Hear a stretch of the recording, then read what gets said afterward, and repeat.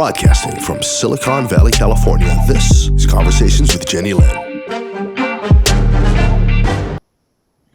You're watching Conversations with Jennylyn, and tonight we're in Hong Kong, and my guest is Solomon Cutler. He's a serial entrepreneur, and I am so excited that he was able to carve out time on Tuesday morning in Hong Kong to do this with me. Welcome to the show, Solomon. Thank you very much, and thank you also for having me. I'm excited to have you. There's so many questions that I have for you that I hope we can get all my answers in 30 minutes. All right. So how did you end up in Hong Kong? Because you're an American. It's right? true, I am American. Okay. Yeah, actually, we came here about 7 years ago because my wife, she needed a larger support group after her mother had passed away. So we decided to come to Hong Kong and bring the family here for a greater support system for her after losing her mother, and then continuing to attempt to grow the business, do different business, and try different things as well. So your wife is Chinese? My wife is Chinese, yes. Oh, okay. I bet you have gorgeous kids. I think you know I have gorgeous kids. Yes, I've seen their pictures. So tell us, what are you doing in Hong Kong right now? Well, and actually in Hong Kong, I do a few different things. I'm in the insurance industry, means that I do portfolio management for individuals, wealth management, as regular as different insurance policies. Additionally, I export beef from Mexico. I also source products for clients inside of China. So if there's other friends or clients or colleagues around the world and looking for different products, or they're looking for different relationships that they're looking to establish with different manufacturers, the ones that know me, they come with me as far as to find those partnerships. Additionally, I recently released a product. It's called a self-awareness seminar. It's a do-it-yourself seminar for individuals that are seminar hosts, educational hosts, coaches, business coaches, and individuals that are inspiring leaders that want to help other individuals find out their direction and their path and where it is that they're going. So what inspired that? Well, actually, I work. Go ahead. I work with kids. What instigated that? Because it's so different from the other stuff you're doing. Well, I work with kids, young people, and adults for well over 20 years. And it was a program that I developed when I was back in the U.S. and I had a tremendous amount of success with it. And so what I decided to do was I wanted to write it in the third person and make it available for other individuals that were in my position so that they could help people as well. And the reason behind is because a lot of times people are on a journey, but they don't really know which way that they're going. And so by going through this process of self-awareness, change, and evolving, then they get a better idea of where they're going and also the best way how to get there. Oh, great. I am really happy that, you're doing all these wonderful things. What is it like as an English-speaking American in Hong Kong? Did you speak Chinese before you went there? Actually, I barely speak Chinese now. I speak a little bit more Mandarin, and that's what they use in mainland China. Here in Hong Kong, they use Cantonese. So my Chinese is rough around the edges at best. But it's not really a problem for me because I don't really have a lot to say. But so how do you communicate with people there? Because you're a businessman. I have visited China and I walked around with something in my hand that looked like a cell phone. And I held it up to them and they spoke and then it translated for me. And that was my life. So what is it like for you? Well, for me here in China, or actually in Hong Kong, which is a part of China, the special administration region of China, is that a lot of places, if they don't have English speakers there, I don't do a lot of business here in Hong Kong. The majority of the business that I do is actually in China. Usually when I'm there, they will have an interpreter for me as far as through the business conversation. And then, of course, I speak just little bits and pieces of it. But I understand more of the Mandarin. Oh, well, that's great. You've been there 7 years. So I would imagine you've learned enough of it, or you have a system that works for you as a businessman. Oh, Even though definitely. you haven't mastered the language, at least they're understanding you and you're understanding them.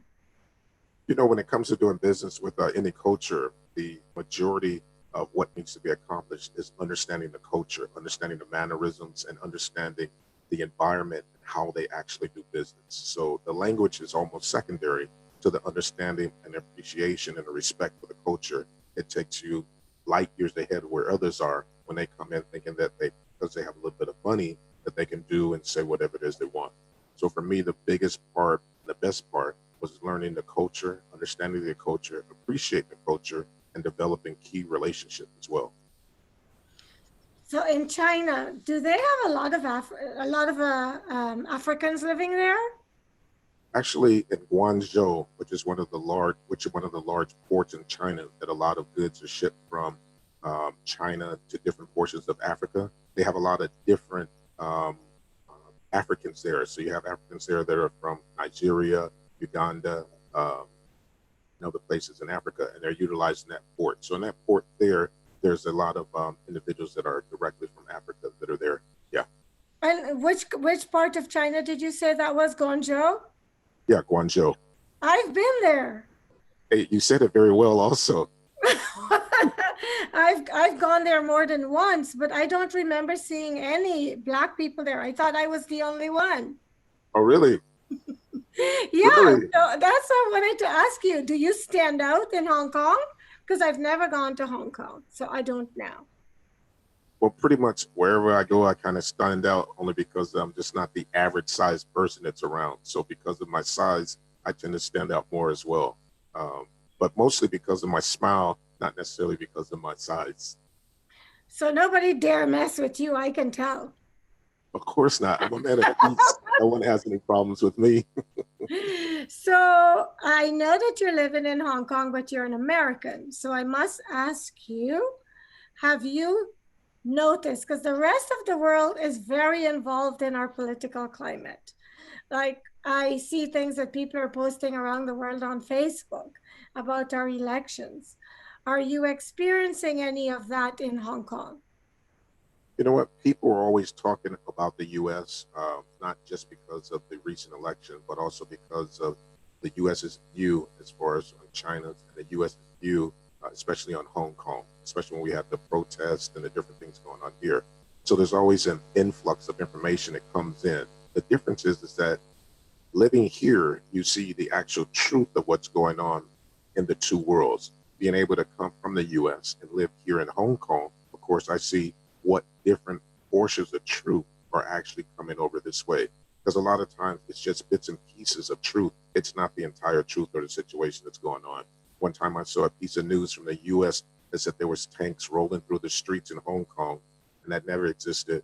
It never happened. But that's the truth that they intend to push to the U.S. to create a perception and a particular type of view about something once they want to push their propaganda. But as far as different individuals or racism or different things like that, I haven't experienced it. And I found out a lot of times that even though you don't look for those type of things, sometimes they manifest themselves to you. But I don't look for it, and I don't find it, and I don't see it. But I'm sure that it exists. It exists all over the world. And it's not because people, they understand. It's because people have a lack of understanding of what it is that they're doing or their perceptions of other people based on the color of their skin. Well, I was in Shanghai 2 years ago and I wanted to go to Hong Kong. I was invited to Shanghai, and the doctor who invited me told me, anywhere you want to go, let me know and I will make travel arrangements. I said, I want to go to Hong Kong. He goes, you're going anywhere else but not Hong Kong.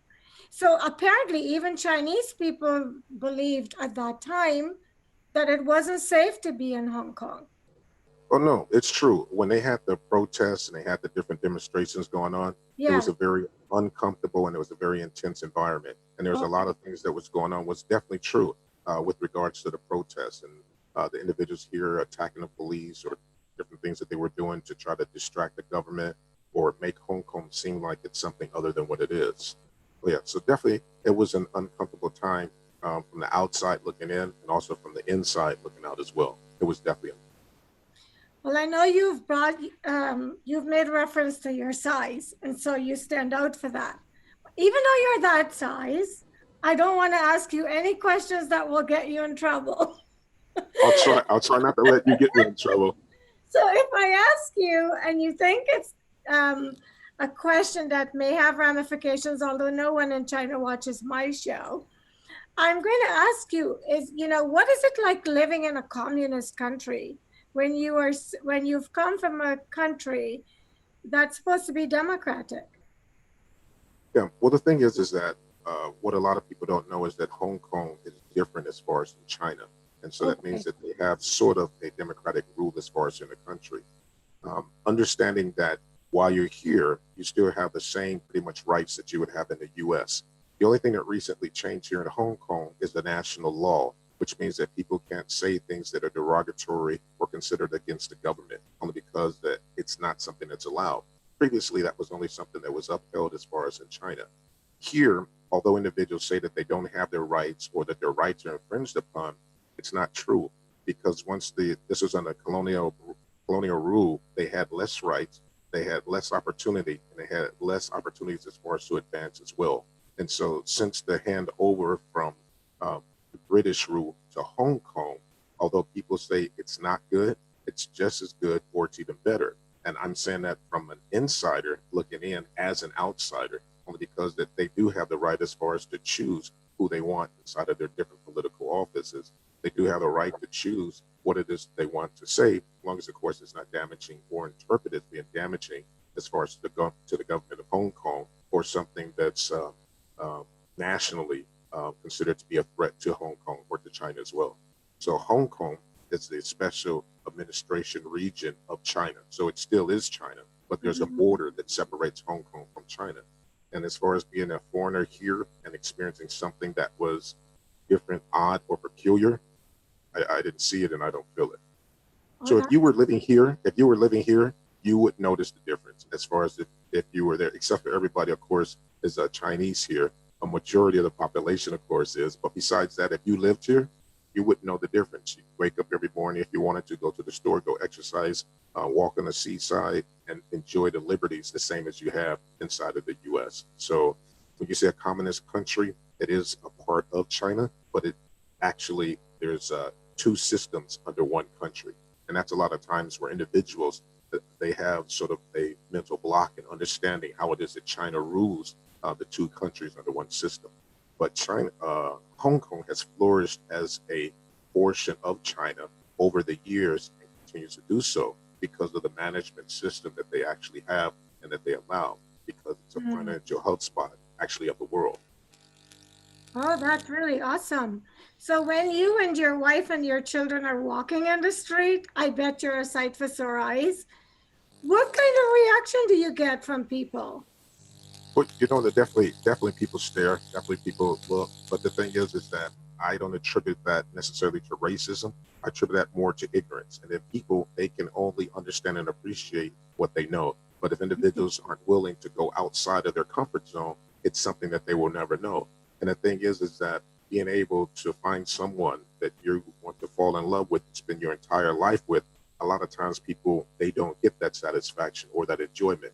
But I've had that success for over 21 years as far as with my wife. So what someone else thinks or how someone looks or how someone feels about what I do inside my family, really, I could care less. I love that answer. That's really great.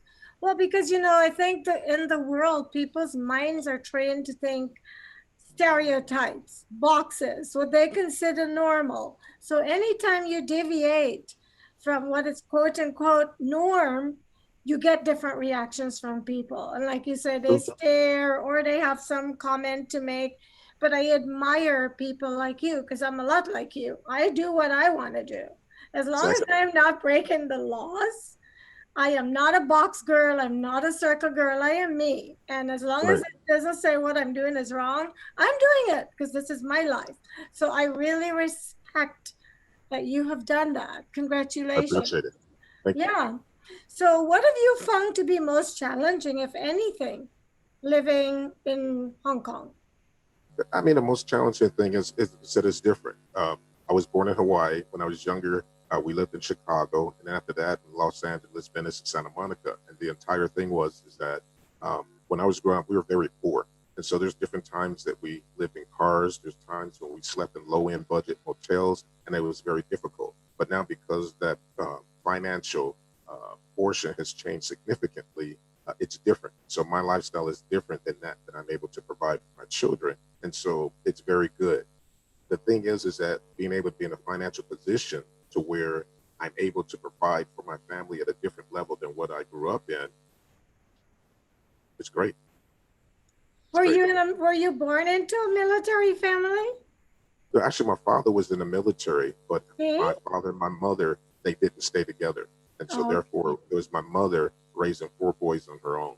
And so she's been a champion as far as in my life. And Hats off to her. That's off to my mother. Yes. I tell you what, there's so many strong women in this world. Mm-hmm. Oh, yeah. I know a lot of, like, I interviewed the former, years ago, mayor of San Francisco, Willie Brown. And his mom raised 5 children on her own. And you really, and then the women that raise people like you guys on their own must be commended, because it's not easy to raise children on your own. Yeah, it's not easy. It doesn't matter if you're poor and you're black, or you're poor and you're white, or you're poor and you're Mexican. If it's a single mother or a single parent that's doing that and raising a child, it's difficult because they have that requirement that they need to instill morals, they need to instill values, they need to instill discipline. And then at the same time, they need to create an environment where the child can still flourish. And so in order for my mother to do that with 4 boys and no financial support from my father at all, it's phenomenal. She did a phenomenal job.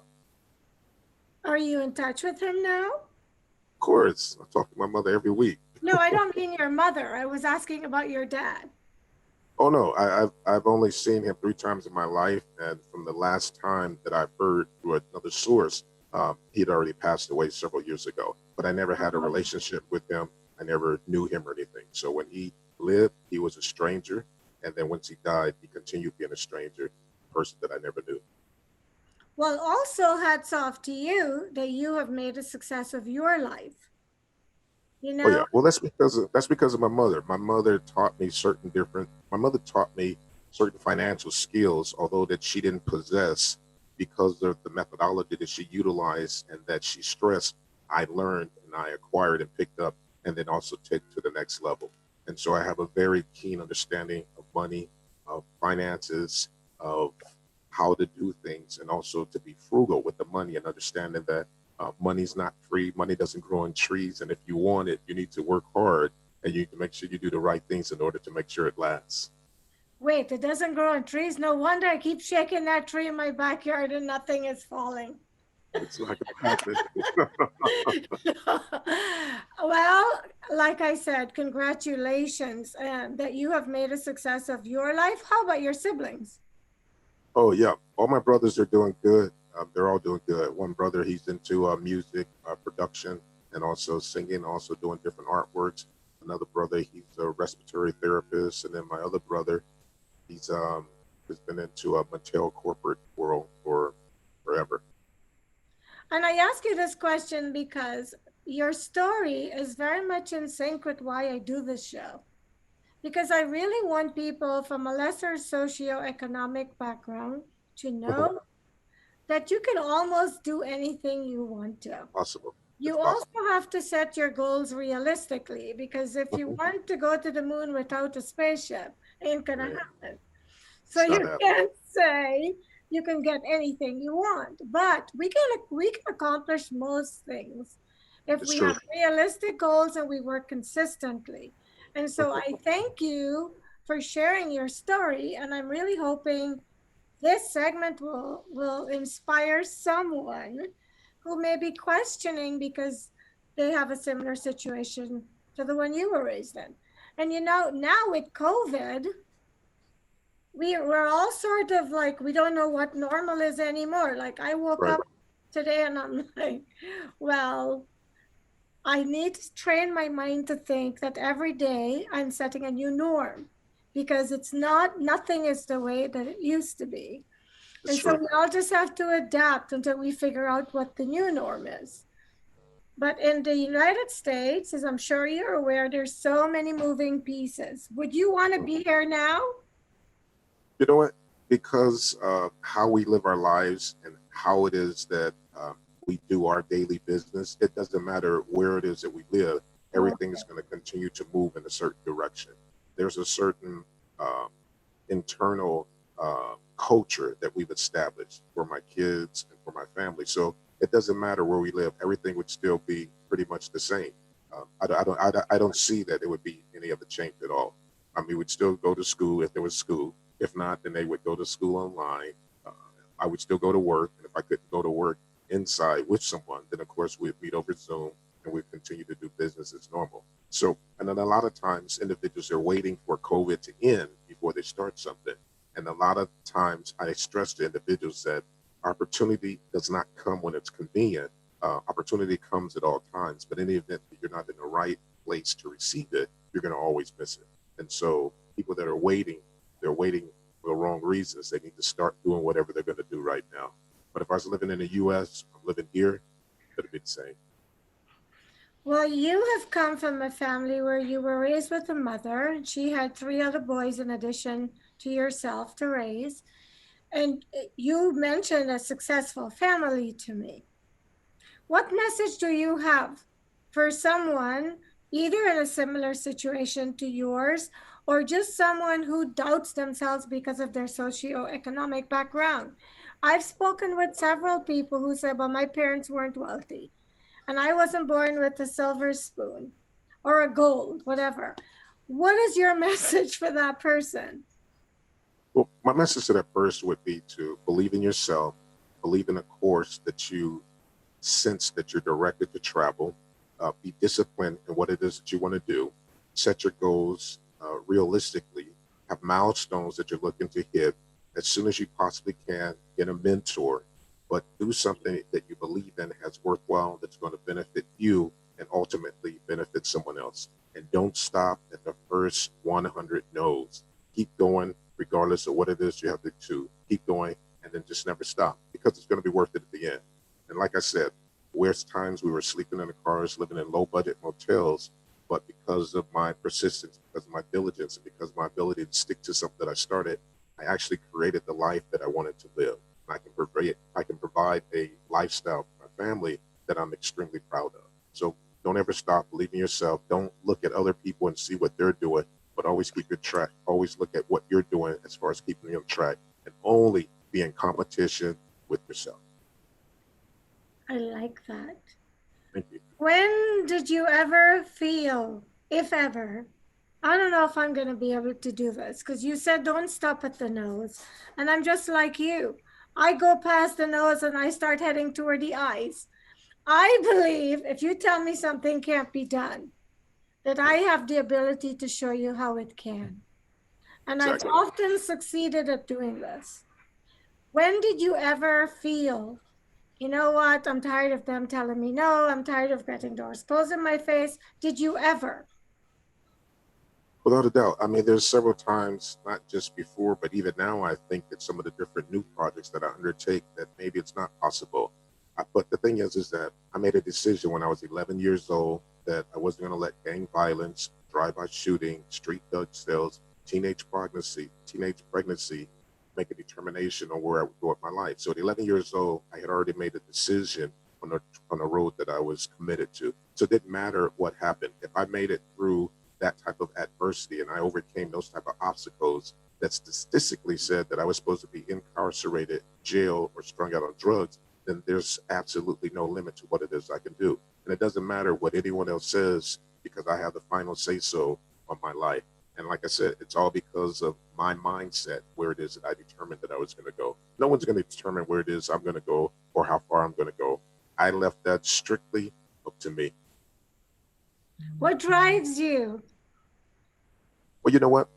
Two things, of course. One, of course, is my family, my love for my family, and then the desire that I have to provide for them, much different than what it is that I had. And so I love my family. And then also I have that same type of love as far as my business. I enjoy business. I love negotiating. I love finding new opportunities. I love seeking new networks and building new business relationships so that I might be able to accomplish something different. So the thing that drives me is doing something that I haven't done before. And we're even working on a new project now. It's bigger than anything I've done before. And it's all because that I believe I can do it. I believe with the different business relationships that I established, it's going to work. How are you and your family being affected by COVID, if at all? Yeah, the good thing about it is that we're tremendously blessed. Everybody's doing very well. When the kids had to switch and go to school online versus the in class, it was a difficult transition at first, but because of their resiliency and because of how it is that we manage them, they did very well. Now they're back in school for only 5 hours a day now, and then they have still their same level of homework, and then some assignments they still take online. But as far as how it is that it's affected us, it really hasn't affected us so much as some of the severe cases that you've heard. Of course, we're indoors more. We have less freedom as far as to be able to walk around and go places freely. Every place we have to go, you have to have a mask on. You can only have up to 4 people inside of a restaurant. Before it was only 2, so it limits our ability to go out and do social activities as far as with other people. But as far as in a medical sense, we've been fine, and we've been extremely blessed that it hasn't touched us. So is it pretty much under control in Hong Kong now? Because here in the US, we're about to go back apparently on another lockdown. And are people resistant to being locked down and wearing masks? Or have you noticed that people are compliant?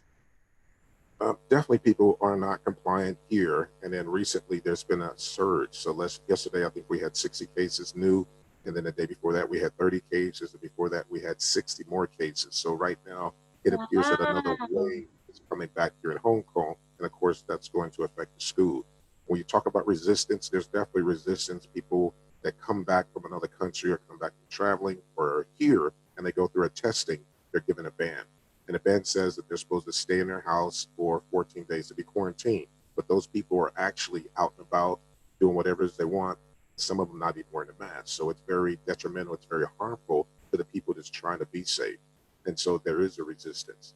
The other thing is that what I found from individuals that are here on the Eastern Front, Asian versus the US, is that here, and I'm saying it, here they don't care as far as about others. In the US, they don't appear to care about themselves. And so I grew up there, and I know what the mentality, the mindset, and how they're thinking is. And that's what I compare the two to. One, they don't care about themselves. The other, they don't care about others. They're both bad. They both need help. Yeah. Because if you're not taking care of yourself, then you're probably carrying it and you're gonna spread it. And That's if true. That's true. and if you don't care about other people, you're gonna do the same thing, you know? It's true. Does the government penalize people who are blatantly disobeying and disrespecting the laws?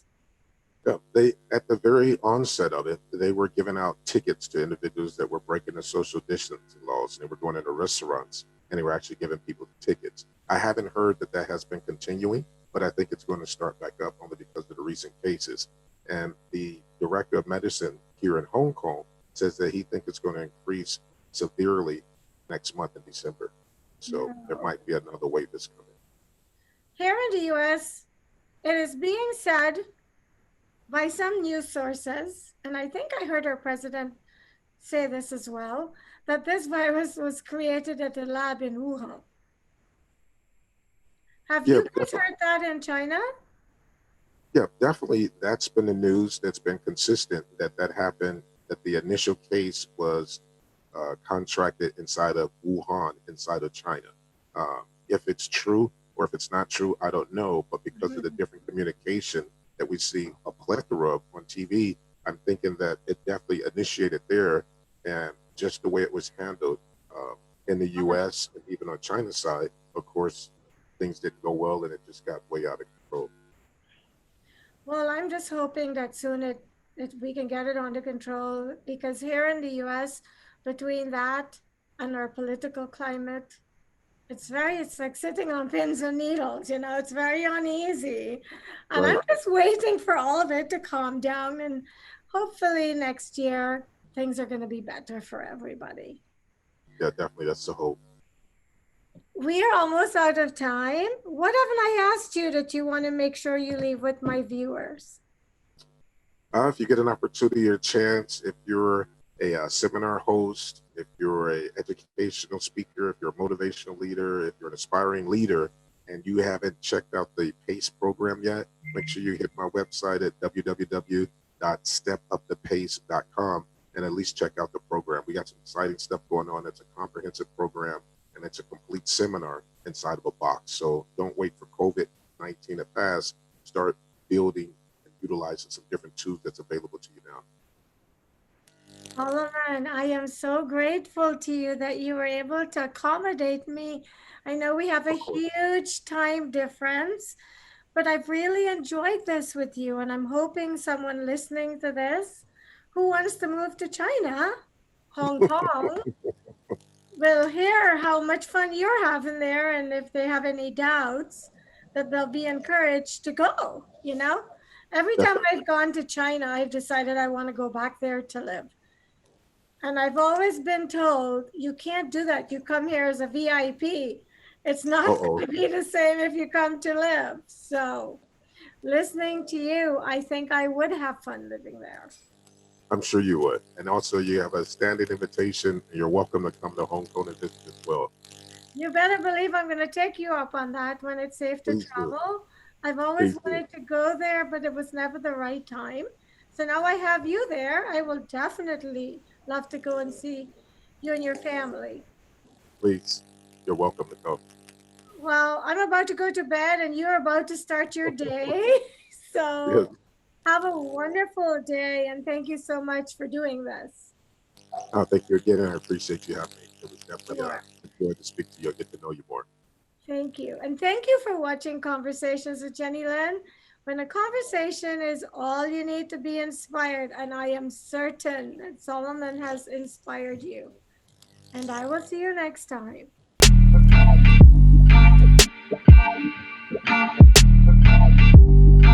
Broadcasting from Silicon Valley, California, this is Conversations with Jennylyn.